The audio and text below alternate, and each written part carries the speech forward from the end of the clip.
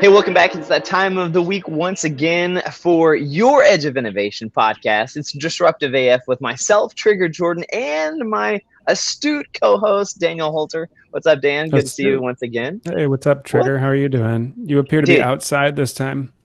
I just get tired of being inside. Why not? Yeah. We keep things moving along.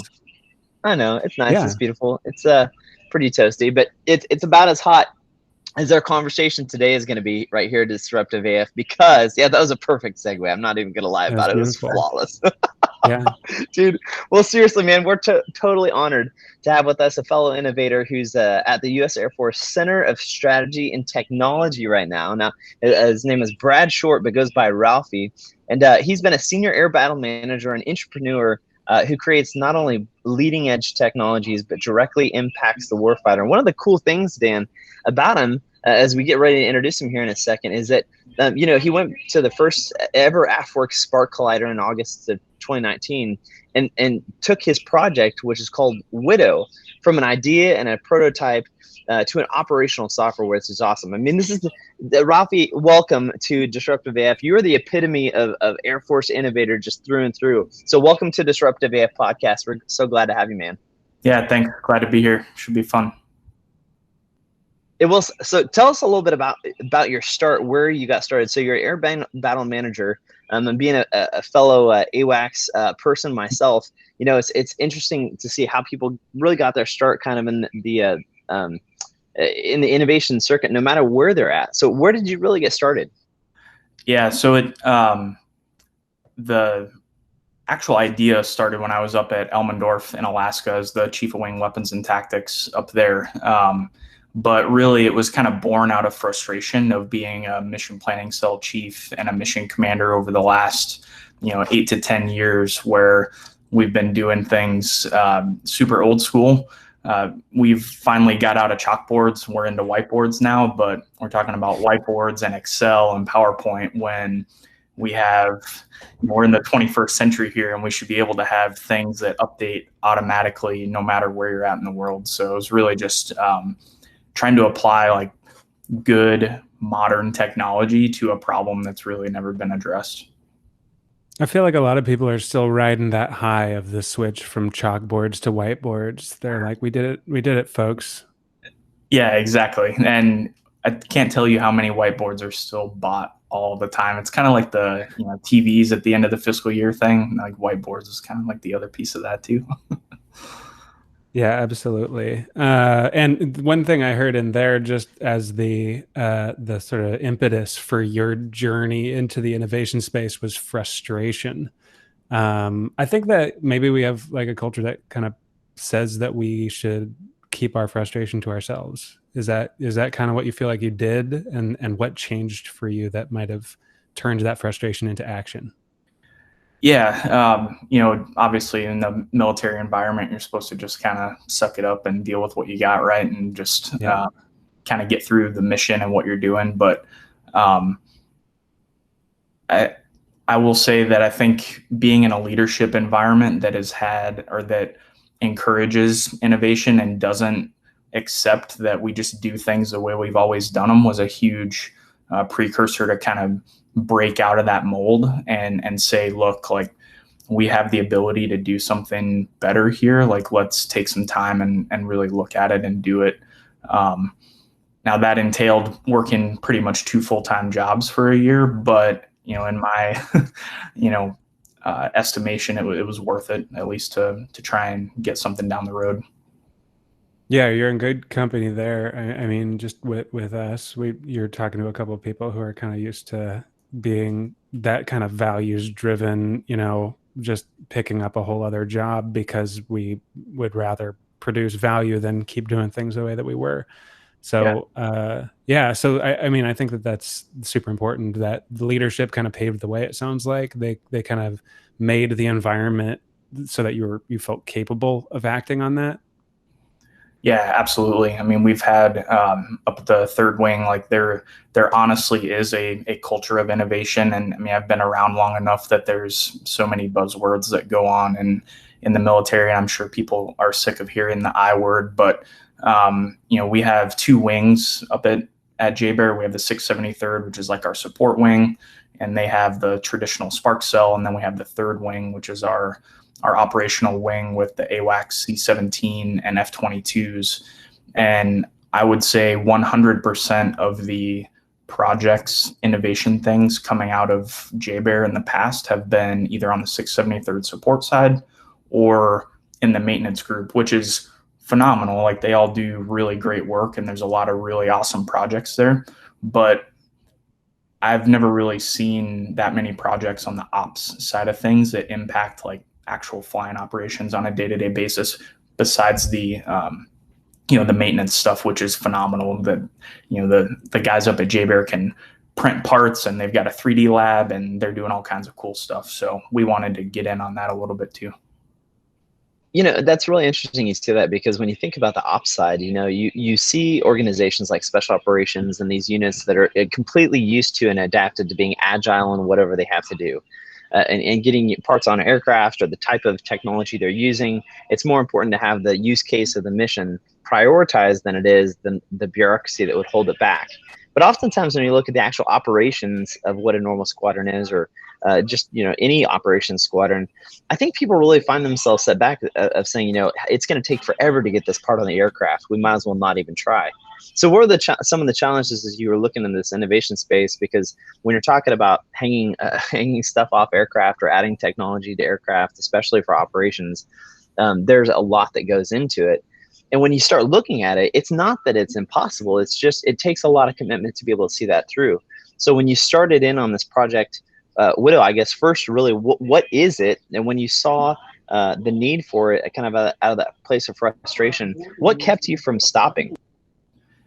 Yeah, so Widow, it's an acronym. It stands for Web-Based Information Dominant Warfare.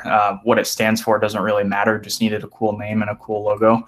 That way, people actually remember it and kind of take it to heart. But really, what it does is it digitizes the entire mission planning process. So on a day-to-day basis for someone, anywhere in the Air Force, if you're participating in a large force exercise like Red Flag or Valiant Shield or a Neptune event, something like that, right now you would go and have a poor lieutenant or young airman that's in charge of like making mission planning products, right? And they get stuck down in front of a computer. They do all the Excel, they're copying and pasting, or, like manual copy paste from the whiteboard, hoping they don't mess something up. And then at the end of a 12-hour day, you hope you have it right. And then you start to transition that data into PowerPoint slides. And it's just like, we've got to have a better way to do that. So, for the MVP, we essentially, what we have right now, we created a way for anybody with an internet connection can log in to a particular mission in a particular exercise, and they can see real-time updates for the entire mission planning day. So, and our test case was at the weapons school integration for Class 20 Alpha this past June. And traditionally, they have 10 geographically separated units that come to Nellis to execute that capstone exercise for the weapons school. Well, due to COVID this year, none of those units could actually travel to Nellis. So our initial plan was to have Widow on its own kind of demo server at Nellis.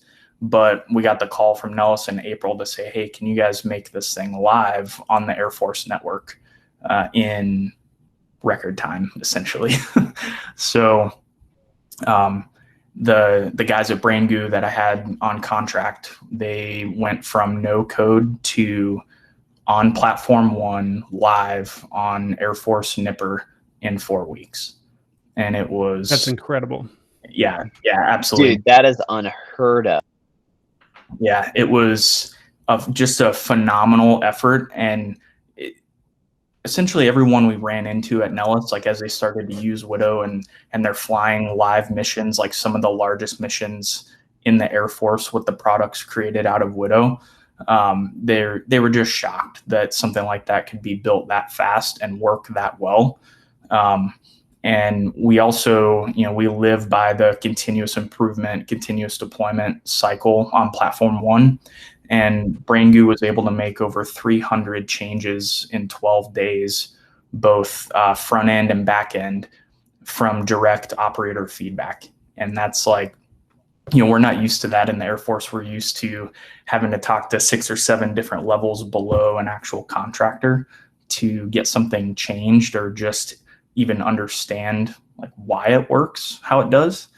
And in this case, you had operators talking directly to that lead developer saying, hey, I want it to do this.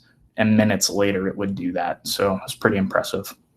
Dude, Dan, and Ralphie, it's stories like this that honestly just excite the heck out of me, because when you look at the process of what has been in the past, if you would have told me, oh yeah, we got this from, as you're saying, from the code to on the platform to be able to use it 4 weeks, I would have called you a liar, that there's no way that's happening. But there's progress being made. Like, there's truly, no kidding, progress being made, and people are starting to see the importance of quickly moving forward and rapidly adapting and saying, hey, this isn't a question, we need to get it done. Like, we have to find a way to be able to get it done, which is huge. So after that, there was that movement, because COVID, frankly, has sparked a lot of efforts of saying, okay, we don't get to say no. We have to assess the risk for the reality of what it is and determine what's more important, functionality or complete and total risk averseness. So after that happened, have you found people kind of coming back on the back end like, well, maybe we need to take a look at this a little bit deeper? Luckily, no. We were one of the first applications to get into Platform 1. And so I think that has really helped us just kind of totally stiff arm any of that, because we have our continuous authority to operate. And now we're at the point where we're just improving things. So yeah, it's been pretty cool. So one thing that I want to bring up, just that makes me think of this 4 weeks from zero code to being on platform and functional, that in my experience, dealing with folks from Castle Run and people who had been in Castle Run, and we were doing something at the 70th Wing for a while where we were helping to build a product for a threat assessment. One thing that really facilitated that was what happened before you started writing code, though. It is necessary. You can't expect to hire an agile team and have them immediately start writing code, because the most important part of this is making sure that you have the problem correct. And I don't know if you could speak specifically to the process that they went through, but in the case of Castle Run and the folks out of there and the partners that they work with, it's a discovery and framing process, which can be a few months. But what I've seen is leaders unwilling to commit time to discovery and framing because they want to like get started.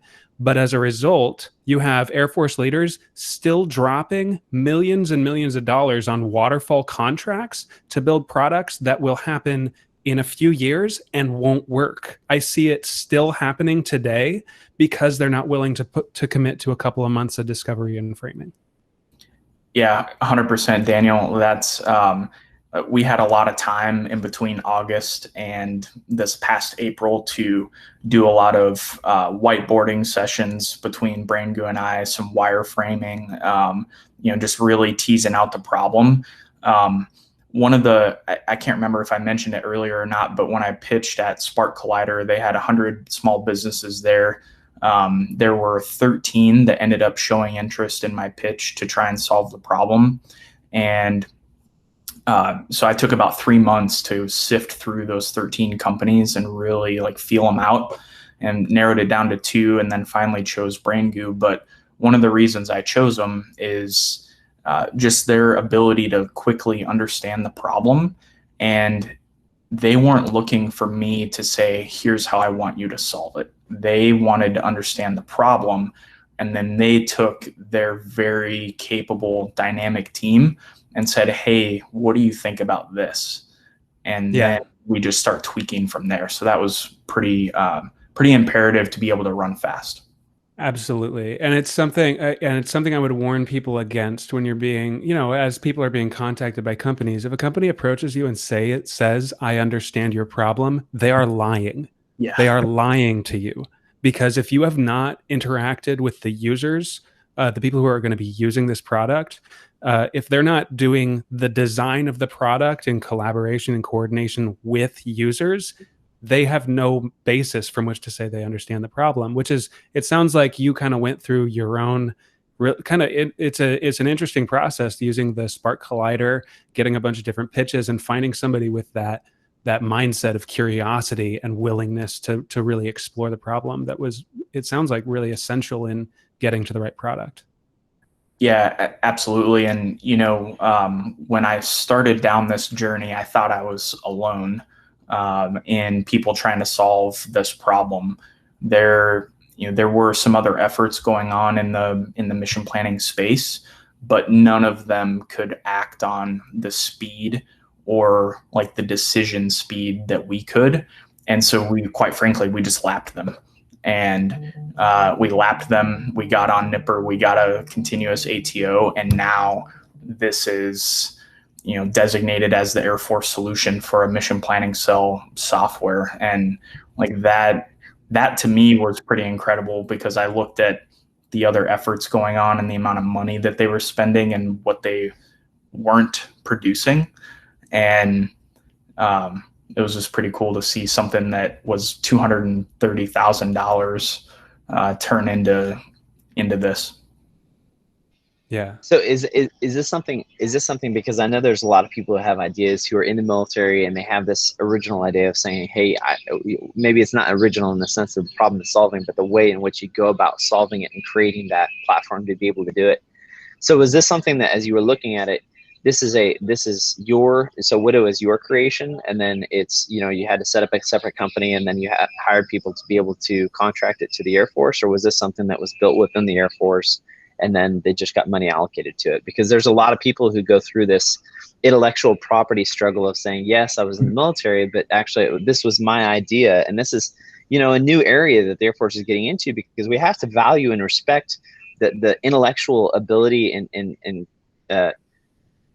just strength that people have. And it's not that it's being manipulated or unappreciated, but that's one of the things that the Air Force is right now really working towards, is how do we allow people to have these free thoughts to grow their capability, to grow a business and be excited about it, but still respect the space that they are active duty and what the integration looks like.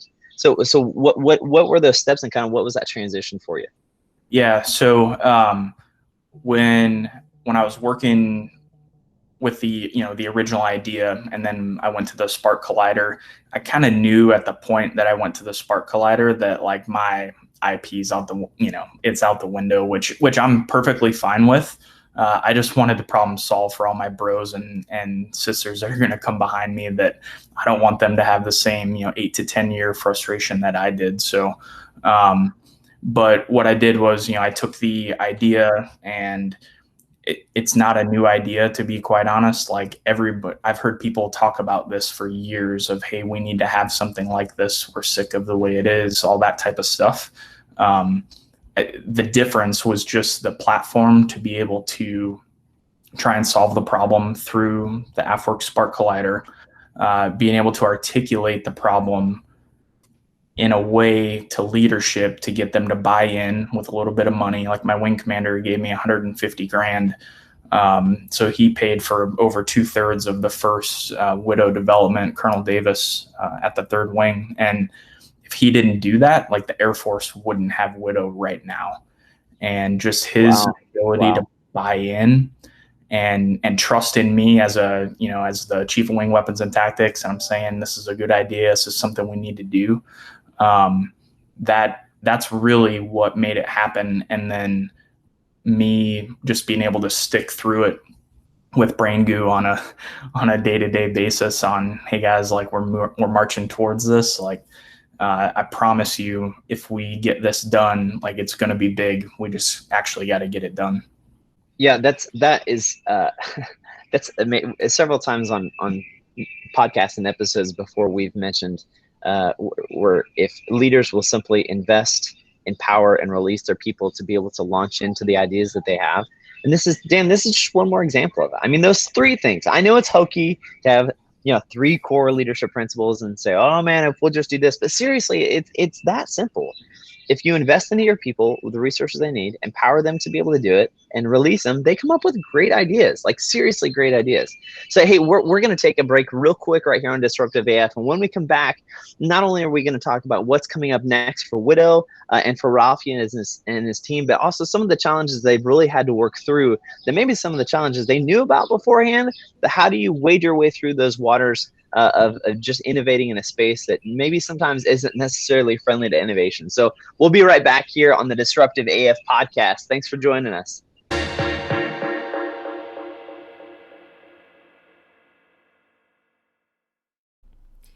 Airman Powered by Innovation runs an idea sharing and problem curation platform to help organizations run campaigns and solve challenges regarding their mission.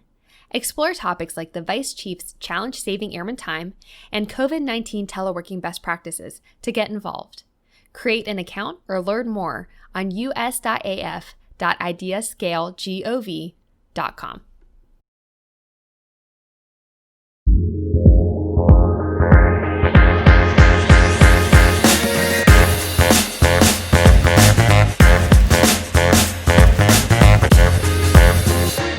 Hey, welcome back to Disruptive AF, your favorite podcast about Air Force and innovation generally.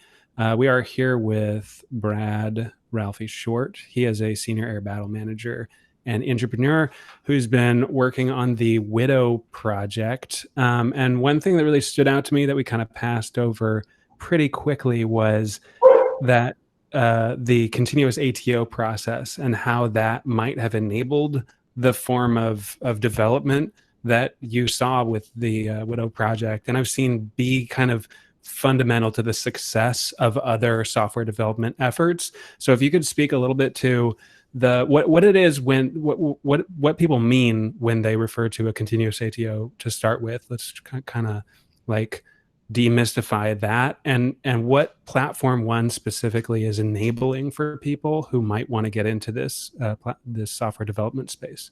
Yeah, absolutely. And if we can just say what an ATO is, because there's people who may have no idea. Yeah. Or there's a lot of folks in the ops world that just think ATO is air tasking order, and obviously we're not talking about that in the software world here.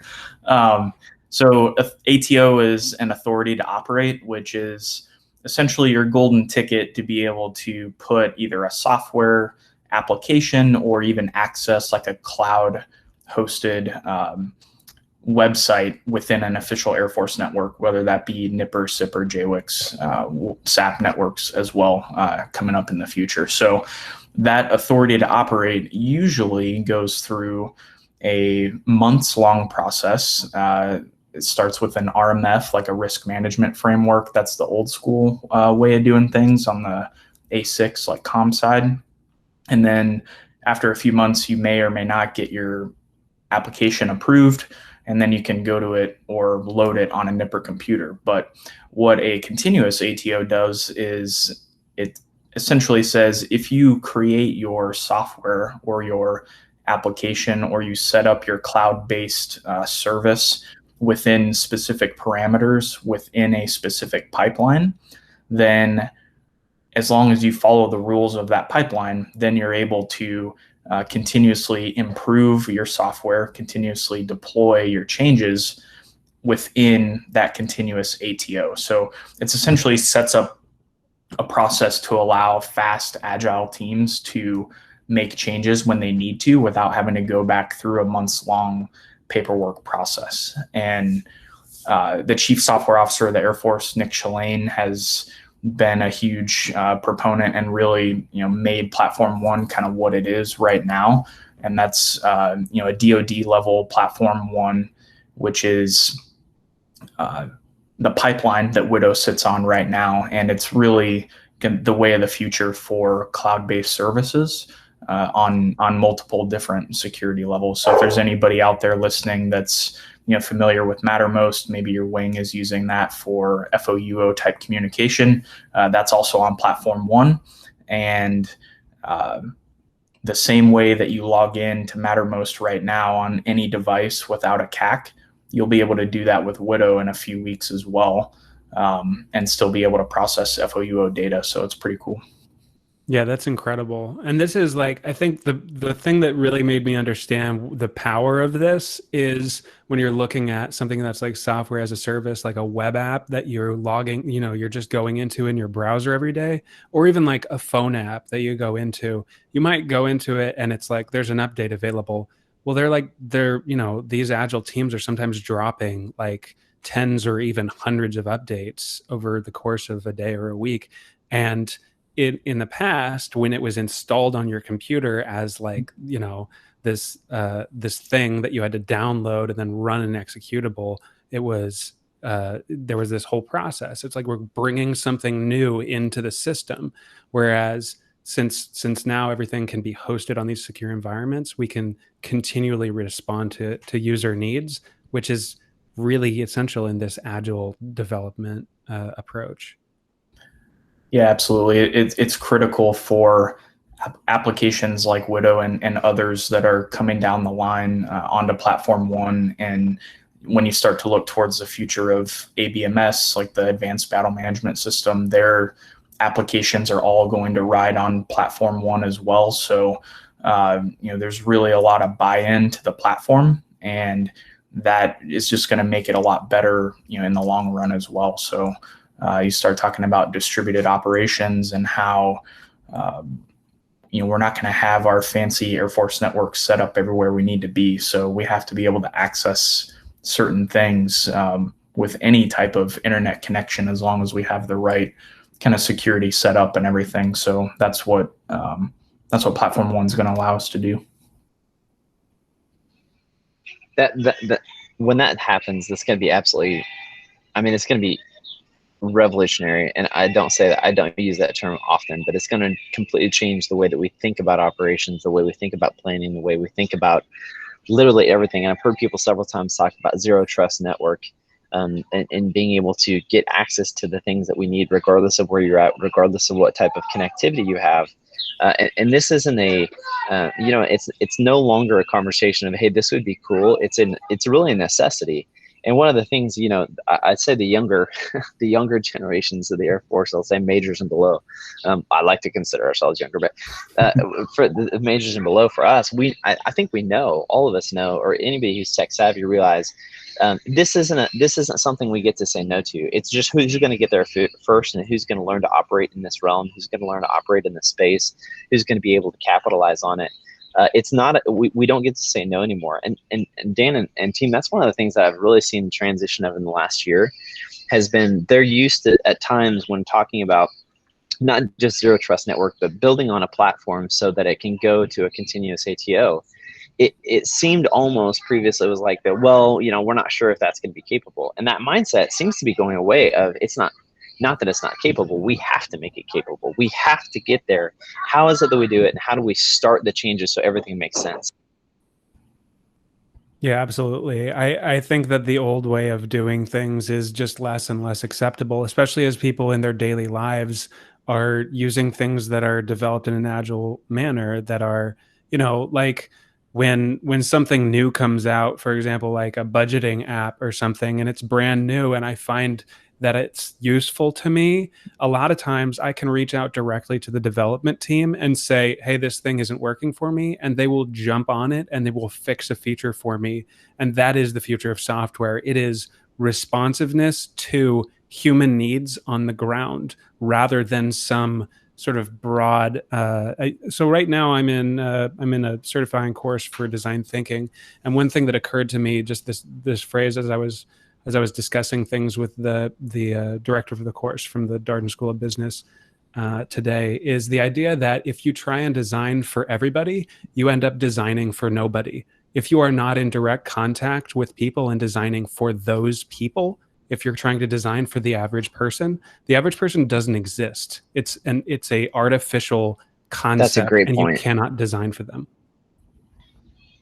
Dude, that is a great point, because you think, oh, everybody will love it. This is how and why, when you talk about startups and getting started, this is why a lot of startups don't necessarily make it past the initial phase, is because they think there's these, big bombastic general statements. Everybody's going to love this. Well, who is everybody? Because we live in a diverse place, and each business, whether it's commercial, whether it's military, whether it's DoD or Fed, federal, everybody has a different use case in their specific instance. And we see this often with companies that are coming in with technologies that there's maybe 60% of what they have that's really, really good. And I don't necessarily care about the other 40% at all because I won't be able to use it.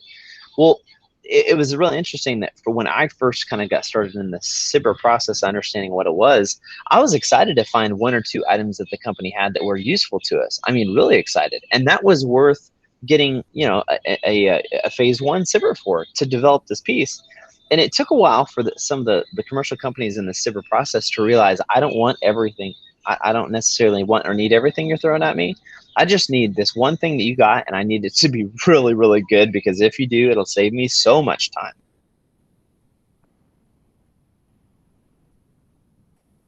Yeah, I think the you know, the SBIR process has been pretty interesting going along over the last year. I know before the break, Trigger, you were talking about like challenges that I kind of incurred along the way.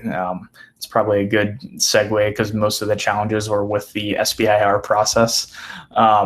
So, you know, AFWERX is great. It's a really good platform. It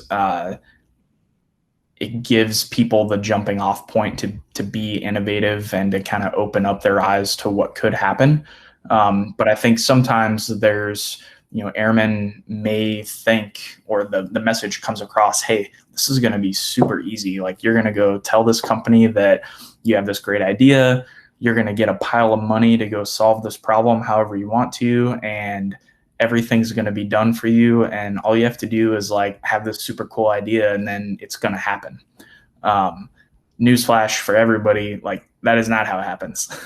not even a little bit of how it happens. So, you know, signing an MOU with an SBIR phase 1 company is easy. And as a, you know, regular military member, you know, junior military member, you can sign that MOU. But getting your leadership to buy in, getting money to apply to that MOU, getting you know, the scope of that MOU done correctly so that you actually get what you want out of that prototype at the end of that MOU in that phase 2 we're talking here, is difficult, and it takes time and a lot of you know, a lot of dedication to what you're trying to get to at the end. And I think, you know, Daniel, you were talking about that earlier, where you really want to tease these problems out as much as you can before you start, so that you have a clear vision at the end. And that's only going to make your milestones and your you know, capabilities you're trying to hit within the SBIR that much better. And you're going to get a much better product in the end, because the whole goal is to transition your SBIR phase 2 into a phase 3, right? We want to get it to a full-on Air Force contract, and eventually get it to sustainment and try and get a program office to pick it up. I've been told that there's maybe a handful of those that have happened so far to get through to an actual phase 3 and transition to a program office. So, you know, there's a lot of times you're going to try and fail within innovation, and that's okay. But I think if we took a step back in the beginning with more folks and really figured out what we wanted to do by the end, we could probably have some more successful transitions. Yeah, I absolutely hear that message. And it's something that we've been kind of like, we've been sort of shouting and talking about within the Defense Entrepreneurs Forum spaces, as well as I had the opportunity to through Agitare to facilitate a conversation about how, like, what we're trying to get after with the AFWERX SBIR avenues, specifically what platforms we're doing, and whether those work for all stakeholders, for all of their use cases, for the entire life cycle of their problems. And in many cases, I think you're right. I think it's not quite there. I think, you know, they saw a piece of the puzzle, and they're fulfilling one thing that they're trying to get after, which is just to expand the defense industrial base. They are very effectively at least expanding the awareness, the visibility, the presence of a significant number of solution providers. But I can tell you that my experience as an airman on the ground, having problems and wanting to know who are these people and what do they bring to the table, and how can I help them understand my problem so that they can develop a solution for me? Those, I think we're still very much in gray area there. And I know that some of the players in that space are still, they're still in discovery mode, trying to figure out whose pain points are we not hitting here, like whether it's airmen on the ground who are just having a problem and shouldn't have to know what the SBIR process is, or it's, now you have people with SBIRs who don't know who their users are supposed to be, who are basically cold calling members to be like, hey, I think, I call them hammer salesmen who try to convince everybody that their problem is a nail, but that's just me being snarky. Yeah, it's so interesting you say that, because the segue of companies trying to get plugged into the SBIR process, there's so much work that individual companies have to do to get plugged in, and there's so much work that the military members have to do to make sure that they're getting a good fit with a company that's able to actually carry out what they think. And it's not that companies are trying to be deceitful at all, but oftentimes it's they don't understand not only the military environment, but what it takes to be able to move forward with the milestones they create. And how to be effective in that. And I see a lot of people get frustrated with, because they're like, man, this didn't turn out anything like I thought it was going to. Well, because you have to be very intentional. I love what you said about managing expectations. If you're going into a SBIR with a company, you have to be very clear of how, one, set the image of how the military operates and what we're trying to do, and what the use case is, and make sure that they understand what that process is going to look like. And if you're not going to meet a deadline, like, we need to know so we can adjust, because we can't just keep on dragging it out forever. Like, we need to know. The SBIR process is finite. You have phase 1, you have phase 2, or we get into phase 3. And one of the things, kind of as we get ready to close, which I'm not going to drop this grenade completely, but probably something a good time for another conversation in the future would be, when is it that we pull the plug on these waterfall contracts, that we say, you know what, this just isn't cutting it anymore. We need to get these new programs into a program office that is able to execute on, because these new programs are useful. They're exactly what we need. So why are we, and I'm not going to mention names of things, but I think we have all seen programs or modifications being done to the tune of a lot of money for programs that are going to be non-existent in 2 years. So why are we upgrading them? Why don't we just cancel the contract and move forward and get a program in there that is going to be useful? Again, not to drop a grenade, but this is that this next phase of innovation that really needs to take place, is how do we make these transitions from these great phase 3 companies and plans and programs into a place where they actually can have a home to live for the next years, to get in the hands of operators. So if you will, just kind of in closing thoughts, what you guys think about that. And then Ralphie, I would love to hear your words of wisdom before we close up today's episode of Disruptive AF. Yeah, sure. I think just to close out, the SBIR thing, those contracts are, the companies are trying to do their best, right? They're small businesses. They're trying to break into DoD things and take their commercial application and try and apply it to our problems, because they know our frustrations, right? They get it. But kind of like what Daniel said earlier, like, if any company tells you they can solve your problems and more, I would probably run away from that SBIR phase 1 if they have one. And don't be afraid to slow down throughout the process. We talk about agile, we talk about, doing things in minutes, hours, and days, which is phenomenal. But don't go so fast that you miss something, or that you kind of maybe get railroaded by the company a little bit because they're not delivering what you wanted. And then you're at the end of this phase 2 trying to figure out what to do.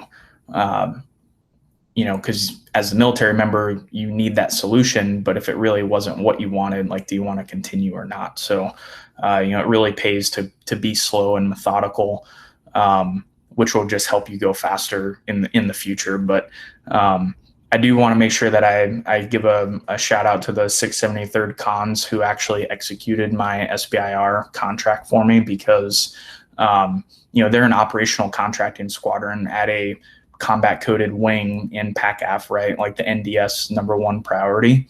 Like, they shouldn't have to worry about executing SBIR contracts to fix Air Force wide systemic problems, which is what Widow fixes. And the team there, Staff Sergeant Simmons and Tech Sergeant McKenzie, that have wrote contracts in weeks and got them awarded to make this happen as opposed to months on top of their day job was just incredible. And we wouldn't be where we are without them.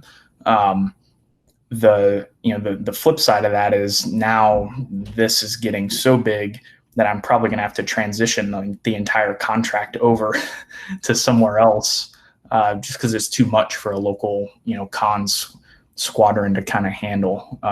But getting us there, that was phenomenal. Yeah, absolutely. I heard a lot of great stuff from you today. So thanks for joining us here. It's been it's always enlightening to hear these success stories, which unfortunately I think are still kind of the exception. We're seeing more and more of them, but a lot of great ideas are still being left on the table, either, because of what we talked about at the beginning, because leaders aren't facilitating the environment within which people can take action on their ideas, or because people don't know that they have, access to these contracting tools or to these capabilities like continuous ATO through Platform One, or they don't know that there's a better way to develop software, which involves, spending that methodical time in discovery and framing, and then from there being able to get on a platform in 4 weeks of coding is just like, when people see it for the first miraculous. time, it changes their world. I've seen it before where it's like, because before it was literally 2 years could go by where you didn't see a bit of code because they were still working on requirements. Yeah, absolutely. And I guess, to close, Trigger, I would say my words of wisdom would be to just take each obstacle as an opportunity, because this process had way more obstacles than wins, right? The wins are few, the obstacles are many, but the wins are pretty big when you get them. So I read a book in the middle of all of this called The Obstacle is the Way by Ryan Holiday, which is a pretty unique book that's kind of bringing back a piece of history and of philosophy that hasn't really been talked about in a while. It's Stoicism. So, if you guys are interested, maybe go look that book up. But it's a very interesting book on how to apply like your energy and your time to obstacles and to just not even let them be barriers at all. You're just figuring out how to get through them. So it's a pretty good book. That's awesome. Ralphie, man, thank you so much for being with Daniel and myself, Jordan, who you're not seeing on the screen right now. But thanks so much for being with us today on DisruptiveAF. And seriously, it's been an inspiration to see not only a real solution come to a real need in operations, but the fact that you're able to go from code to platform in 4 weeks, dude, that's miraculous. That's awesome. And it truly shows and indicates that we're headed forward in the right direction. So, man, thank you for joining us again right here on DisruptiveAF. And if you haven't yet and you're listening to us right now, make sure you subscribe to DisruptiveAF anywhere podcasts are available. And if you're watching on YouTube today, make sure you hit the subscribe button right over there and the bell to get notifications when more great content is showing up right here on your edge of innovation, DisruptiveAF. We'll catch you all next week. And thanks again for being with us right here on AFWERX podcast of innovation, DisruptiveAF.